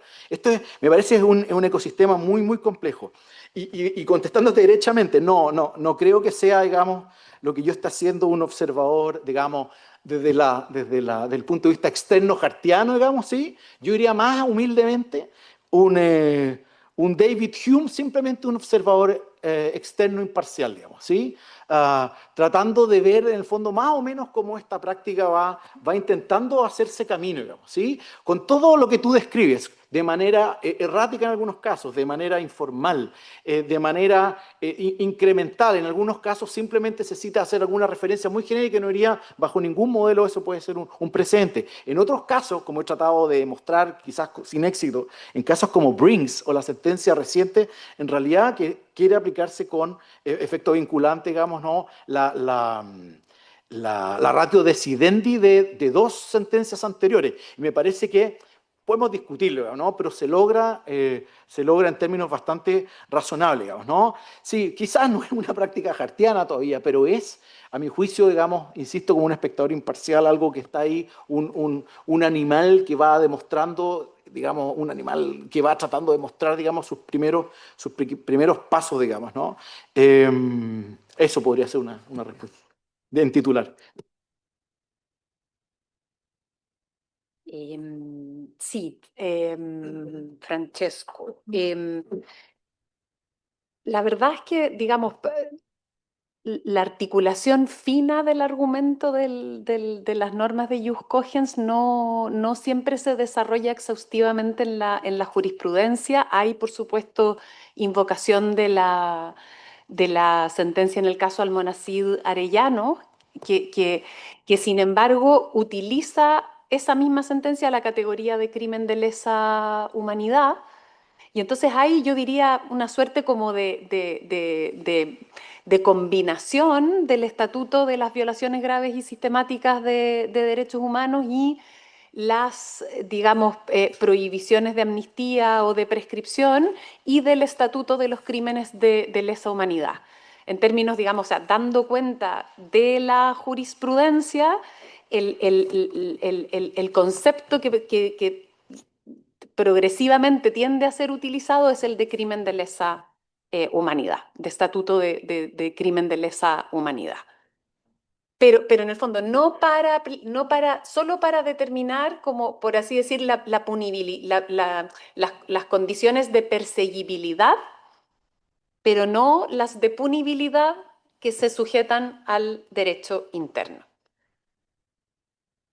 Entonces, y bueno, perdón, me salté la primera parte, o sea, yo diría, o sea, la cuestión de la aplicación directa por los tribunales ordinarios del derecho internacional es una cuestión controvertida que ha tendido a asentarse de la mano de la incorporación jurisprudencial también del control de convencionalidad, pero es una cuestión, digamos, que genera desde el punto de vista dogmático doctrinal controversia. Y yo creo que hay también, digamos, razones que podrían ser razones de interpretación legal. Hay un libro del profesor Juan Pablo Mañalich, Terror, Pena y Amnistía, que desarrolla argumentos de cómo podría sostenerse con argumentos de interpretación legal la invalidez inmanente del decreto ley de amnistía y la derrotabilidad de las reglas de prescripción por haber existido circunstancias que impedían la persecución, que creo que son bien relevantes, interesantes y que podrían, digamos, también si uno asumiera que hay una cuestión digamos, de competencia todavía pendiente de definir a propósito de la aplicación de normas de derecho internacional, también justificar la inaplicabilidad de esos obstáculos a la perseguibilidad. No me voy a pronunciar, María Beatriz, pero porque yo creo que en el caso de las resoluciones sobre admisibilidad de los requerimientos de inaplicabilidad, las reglas específicas sobre inadmisibilidad permiten la entrada, digamos, de las referencias a la jurisprudencia constante del tribunal, entendiendo que determina la falta de fundamento plausible en este caso. Artículo 483, sí, ha sido invocado, creo que lo mencioné.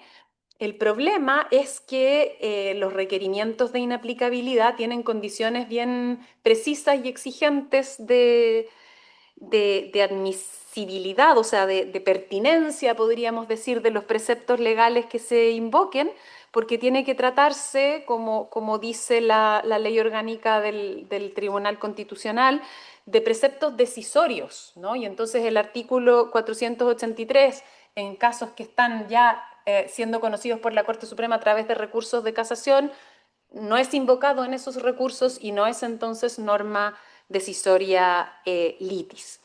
No hubo en su momento requerimientos de inconstitucionalidad en abstracto de esta norma y como dije, creo que sin perjuicio que uno pudiera pensar que habían buenas razones en el sentido de que un juicio oral y acusatorio mejora, ¿no? Optimiza las garantías, creo que el antiguo sistema tiene su propia lógica de garantías, que uno puede considerar peor y por algo se hizo la reforma, ¿no? Pero tiene su lógica de garantías a través de, por ejemplo, las normas probatorias mencionadas y también de un régimen de recursos, que creo que es importante mencionar, muy distinto al régimen de recursos que tiene el Código Procesal Penal, donde hay solo un recurso de nulidad delimitado. En el caso del procedimiento penal antiguo tenemos recurso de apelación, que ha sido intensivamente utilizado en las causas de derechos humanos, recurso de casación, donde es posible revisar también la fundamentación en materia de hechos, y donde la absolución, en cambio, está protegida por una especie de cláusula, digamos, de posibilidad del juez de asilarse en su convicción de duda y con una jurisprudencia que entiende que esa convicción de absolución, en cambio, no es revisable. Entonces, digamos, más allá de la cuestión de la declaración, o sea, de las reglas de inadmisibilidad, creo que también hay, digamos, o sea, que si se hubiera presentado un requerimiento, digamos, de inconstitucionalidad, creo que no habría sido sencillo argumentar directamente, ¿no? La inconstitucionalidad de esa disposición. Bueno, estamos ¿alcanzamos a hacer un par de, sí? Un par de intervenciones análogas. No hay no veo el micrófono. Ahí está.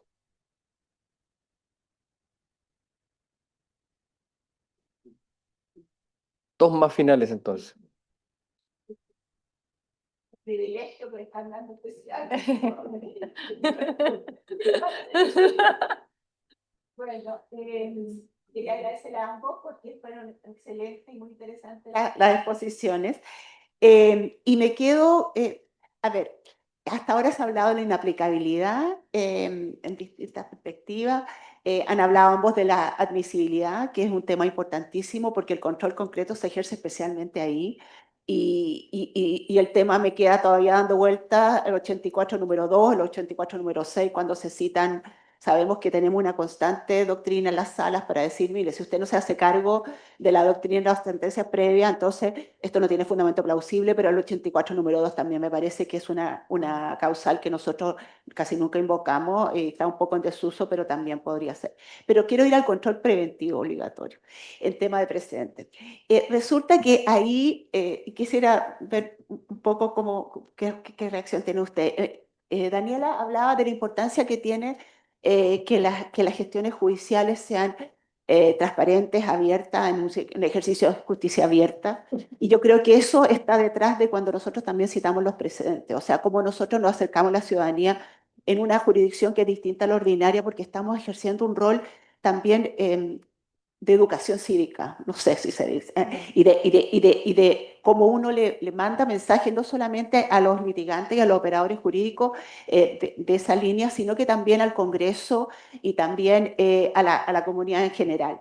Y aquí cuando hablamos del Congreso, me pasa que cuando llegan las leyes orgánicas, los controles de leyes orgánicas constitucionales, puede que lleguen algunas, hayan omisiones, o sea, hayan proyectos que contengan leyes orgánicas, pero no hayan sido calificadas como tales por el Congreso y sencillamente nosotros puede que no las revisemos. Entonces, bueno, tiene un rol muy importante el Congreso en esa calificación. Y por eso es que hace un año atrás tuvimos aquí un evento con los secretarios del Senado y la Cámara para determinar cuál era la doctrina que estaba teniendo el tribunal respecto a la calificación de leyes como leyes orgánicas funcionales, porque había bastante cambio en los precedentes. Y eso, ¿qué es lo que se ha intentado hacer? Esto casi, no sé si pregunta, pero quiero como contarles. Claro, ¿cómo hemos calificado de materia de ley orgánica? Acudiendo justamente a la doctrina de sentencias previas y diciendo, en considerandos previos, esto viene desde tal época, se ha pensado de esta manera, porque tenemos como vocación dar estabilidad a nuestra jurisprudencia.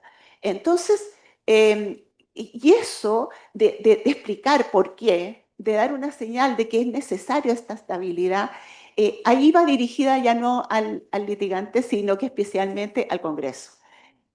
Yo no sé si ese ejercicio ha sido estudiado por la academia, porque se ha hecho un esfuerzo bastante grande en ese sentido. Y ahí yo creo que cuando Beatriz se llama, hablaba claro, de si son precedentes disuasorios. Yo creo que eso es lo que uno quiere, disuadir, porque estamos en un sistema, claro, que no es de como Lonio, sino que disuasorio, persuasivo, esa era la palabra, persuasivo. Tratar de convencer al otro, pero con argumentos sólidos.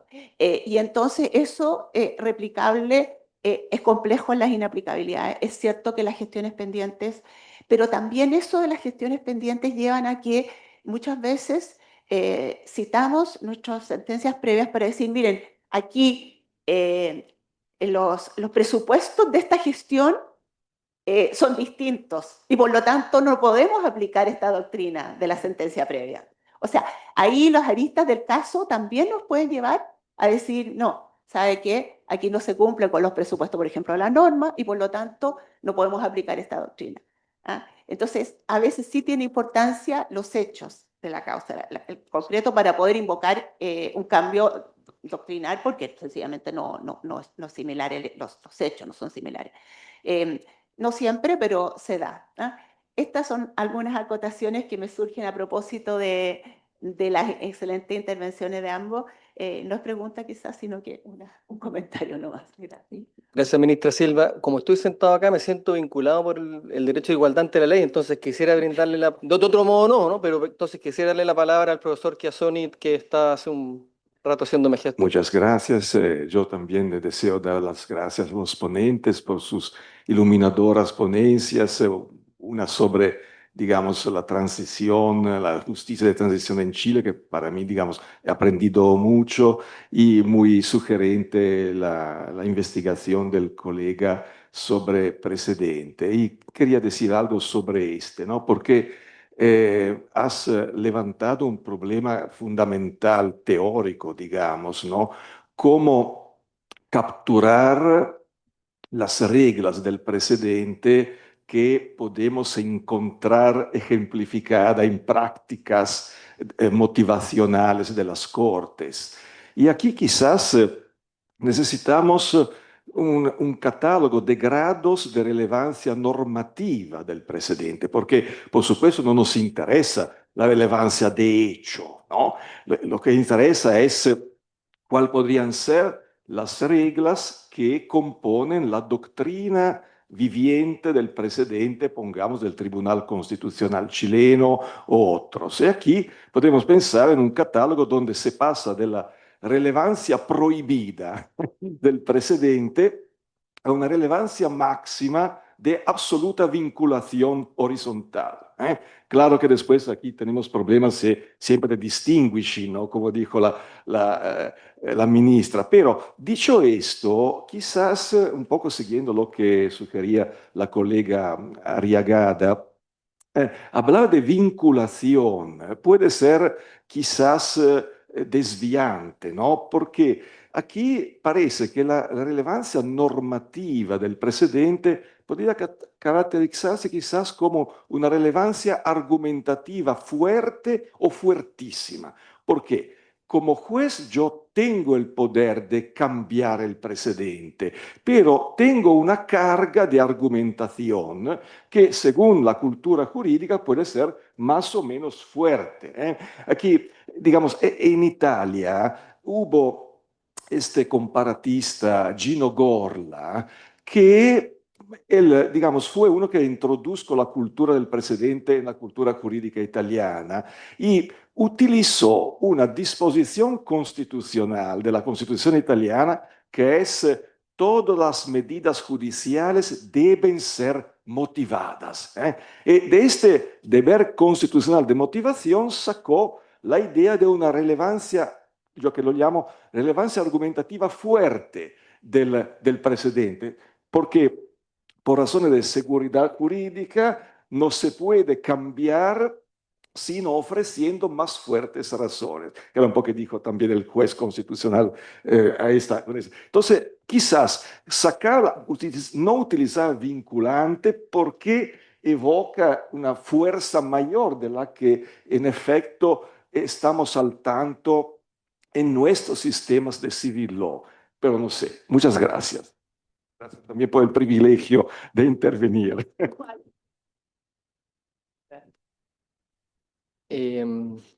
Estamos en el tiempo, así es que entiendo que tenemos un café afuera para este intercambio. Entonces, y los invito al café. Muchas gracias, José Francisco, Daniela.